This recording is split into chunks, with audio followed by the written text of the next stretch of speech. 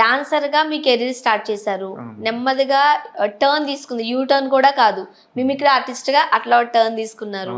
ఓ పక్క మీరు పాటలు పాడతారని విన్నా నేను, రైట్? సాంగ్స్ అంటే అండి అది కూడా మిమిక్రీలో భాగం చేస్తారట. అవునండి, డిఫరెంట్గా ప్రజెంట్ చేస్తానండి. అంటే మామూలుగా అందరూ పాడతారు, బట్ యాక్చువల్ మిమిక్రీ స్టైల్ అన్నారు కాబట్టి యాక్చువల్గా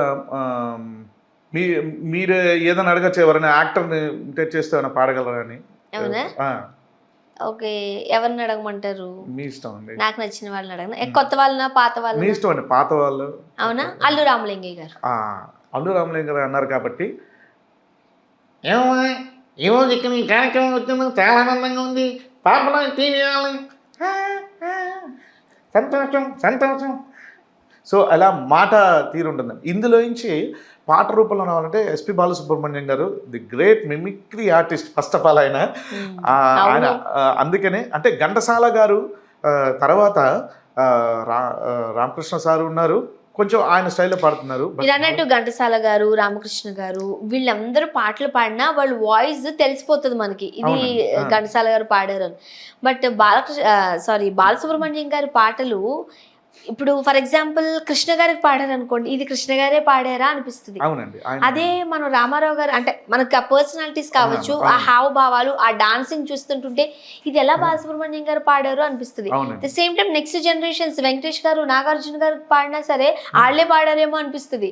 సో అప్పుడు మాకు తెలిసింది, చిన్నవాళ్ళకి మాకు తెలియదు కదా, ఒకలాంటి మిమిక్రీ యాడ్ చేస్తూ వాయిస్ కల్చర్ మార్చుకుంటూ పాడేవారట. అవునండి, నిజంగా ఆయన అంటే అప్పుడు అన్నా అనమాట, పాడితే ఘంటసాల గారు లాగా అంటే ఒక పేరు రావాలంటే అలాగనే పాడాలి, లేకపోతే హీరోలు ఇమిటేట్ చేస్తూ పాడాలని వాళ్ళ గురువులు చెప్పడం జరిగింది, ఒక సజెషన్. సో దానికి ఆయన మౌల్డ్ చేసుకుని అలా పాడటం జరిగిందండి. కొన్ని మీకు తెలియజేస్తాను. ఇప్పుడు ఆయన అల్లు రామలింగయ్య గారు పాడారు.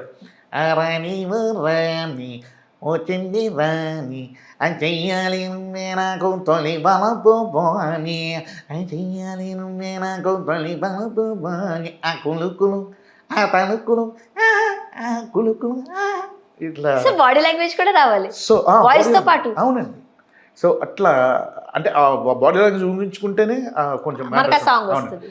ఇప్పుడు ఎన్టీ రామారావు గారికి అన్నగారికి పాడుతున్నారు అనుకోవచ్చు, రైట్? బంగినపల్లి మామిడి పండు రంగు మీదుంది, చిలకే కొట్టని జాంపండు సిగ్గు పుట్టింది, అది ఏ తోటదో ఏ పేటదో, అది ఏ తోటదో ఏ పేటదో.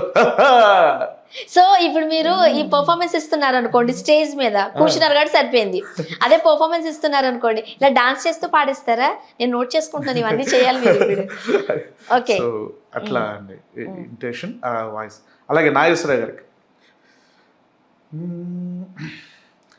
ఒక లైలా కోసం తిరిగాను దేశం, ప్రతిరోజు ప్రతి రాత్రి ప్రతి పాట ఆమె కోసం, లైలా లైలా లైలా. ఓకే, ఇప్పుడు కొన్ని పాటలు ఉంటాయండి, మనం నాగేశ్వర గారిని చూస్తే బాధ వచ్చి ఏడుపు వచ్చేస్తా ఉంటది, రైట్? సాడ్ సాంగ్స్ ఉంటాయి. ఇప్పుడు అలాంటి పాడాల్సి వచ్చినప్పుడు అలాంటివి కూడా మీరు పర్ఫామ్ చేస్తారా? ఓన్లీ జోష్ ఉన్న పాటలేనా?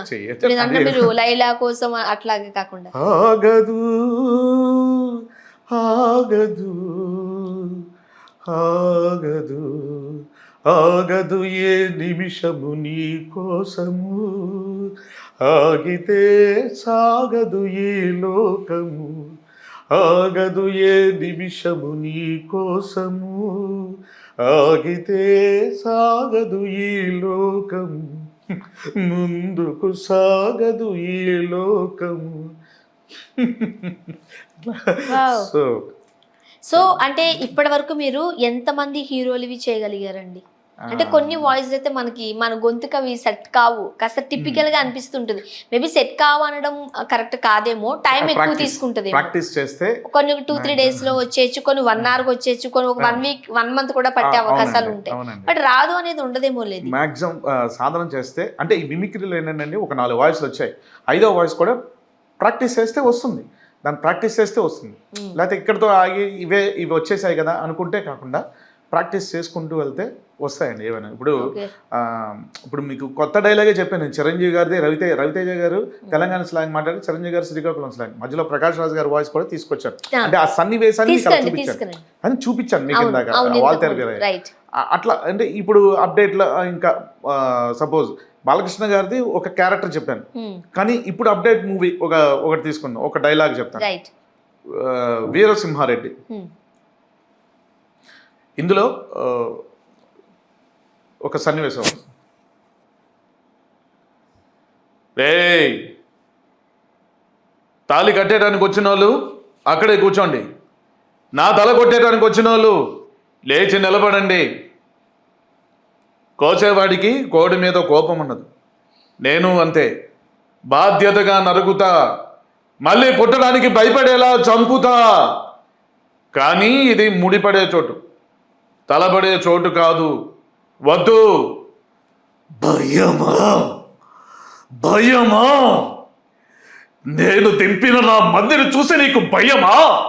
లేదా నీ పంచన చీరని నీ మంది ముందే నీ తల తెంచుకుపోతానన్న భయమా? భయం నా బయోడేటా పోషడికే.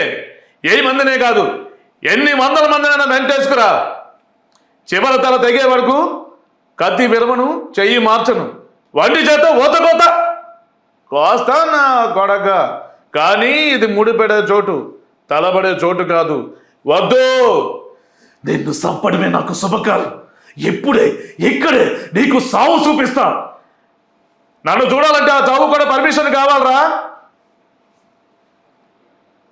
అడ్డంగా నరుకుతా, తెల్ల గుంక పో. సో ఇట్లా ఇది అప్డేట్. అంటే సమరసింహారెడ్డికి దీనికి వేరియేషన్ చాలా తేడా ఉంది. కూల్గా స్లోగానే మాట్లాడారు ఆయన.